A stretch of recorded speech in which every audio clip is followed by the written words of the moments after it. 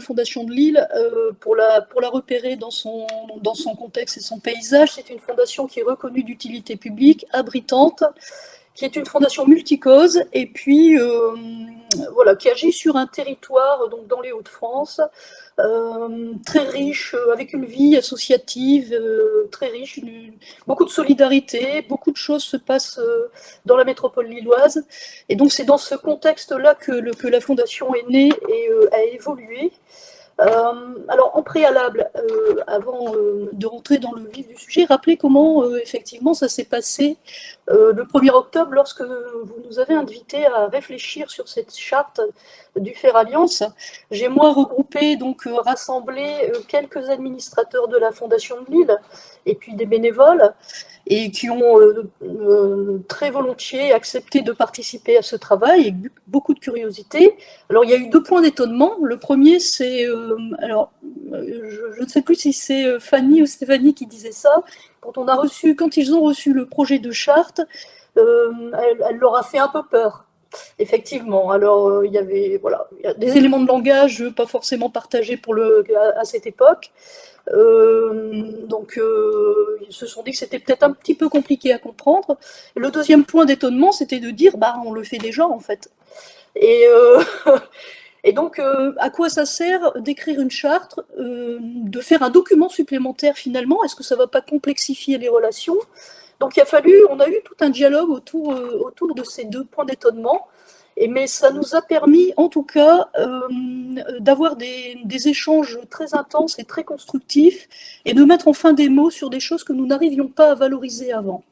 Donc ça c'était le contexte en fait de l'étude de cette charte le 1er octobre. La deuxième chose que je voulais dire et rappeler, c'est qu'effectivement, comme je le disais tout à l'heure, la Fondation de Lille appliquait déjà globalement les 7 principes d'action qui sont énoncés dans la charte depuis sa création, et que c'est même dans son ADN, c'est son mode de fonctionnement, sans que ce soit conscientisé à ce point. Et je rappellerai également que la Fondation de Lille a été initiée par Pierre Mauroy, qui était certes un homme politique, mais surtout un homme consensuel, et qui faisait l'unanimité sur son territoire, et qui était considéré par tout le monde, et dont le but était vraiment de faire travailler ensemble les acteurs publics et privés du territoire. Puisque pour lui, l'intérêt général, c'était l'affaire de tous. Et je vous dis ça, c'était à la fin des années 80 pour l'association de préfiguration, et puis la création de la Fondation de Lille en 1997.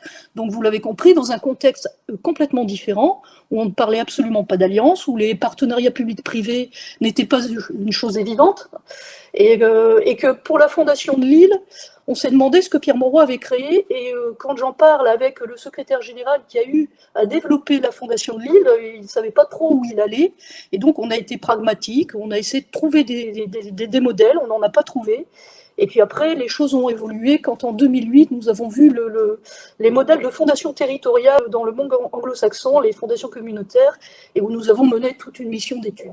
Alors ça c'est important de comprendre les choses, et le cheminement de la fondation finalement qui s'inscrit dans le temps très long. Et nous avons été, alors c'est un cheminement, quand on dit le temps très long, nous avons été patients, mais nous avons beaucoup appris. Et je dis ça pour Fanny et puis pour Stéphanie, vous avez beaucoup de chance maintenant d'avoir des outils comme l'EDD17, comme cette charte d'alliance, qui va vous permettre de gagner du temps finalement. Et en plus, le contexte est favorable aux alliances. Le contexte économique et social le permet. La crise a accéléré les choses. Et quand je regarde le modèle de la Fondation des Pays de la Loire avec le travail de Fanny qui est absolument remarquable, je me dis que si nous avions eu, nous, tous ces éléments à l'époque, nous aurions peut-être avancé plus vite. Alors, ce que je souhaitais dire, c'est que, peut-être en conclusion, c'est que pour nous, ça nous a permis, ce travail sur la charte du Fer Alliance, de prendre du recul par rapport à notre propre mission, à notre façon de travailler avec les autres, et puis de conscientiser ces grands principes du travail en commun. De façon spontanée, les gens viennent facilement, les acteurs viennent facilement vers nous pour monter des projets en commun. On s'est toujours demandé pourquoi, on le comprend un petit peu maintenant. On n'est pas toujours, nous, à l'initiative de choses, mais parfois, quand on nous demande notre participation, voilà, on participe à des actions dans les domaines sociaux pour répondre à des problématiques du territoire. Actuellement, on est dans une grande alliance, je vais dire, sur le territoire pour le climat. Voilà, c'est la première chose que je souhaitais dire en conclusion. Après, la deuxième réflexion, c'est de dire comment on va utiliser cette charte. Alors, au sein même de la Fondation de Lille, comment on va l'appliquer dans nos actions et comment on va la diffuser et faire de la pédagogie. Alors, je pense que nous avons, nous, commencé en interne à travailler sur la mise en application de cette charte, puisque nous avons revu nos appels à projets en y insérant des principes qui sont énoncés dans la charte.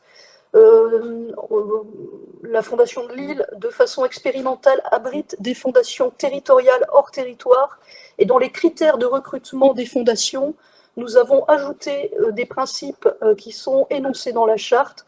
Donc nous-mêmes en interne, nous évoluons.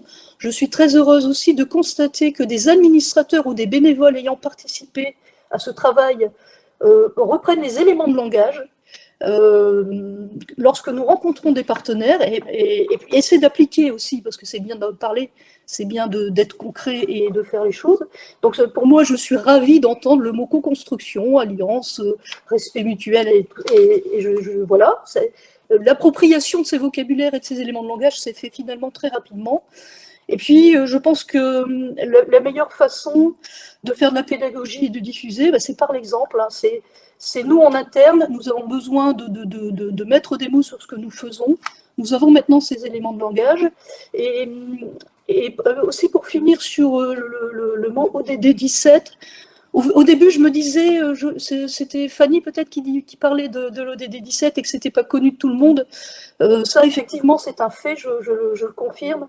Mais je pense que si on l'explique bien, c'est le cap à suivre. C'est-à-dire que nous travaillons sur les territoires pour réduire les fragilités et favoriser le développement durable, etc., pour vivre mieux ensemble. Nous faisons au niveau du territoire, nous faisons au niveau de notre pays, et nous le faisons de façon plus globale.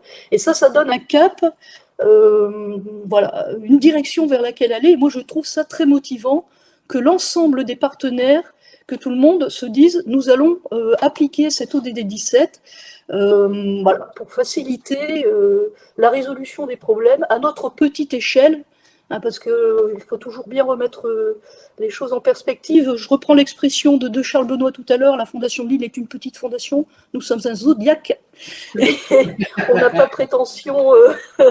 voilà, on est là quand on a besoin de nous. Il y aurait multiples exemples, voilà, on n'a pas le temps de les expliquer, mais voilà ce que je souhaitais dire sur l'expérience de la Fondation de Lille.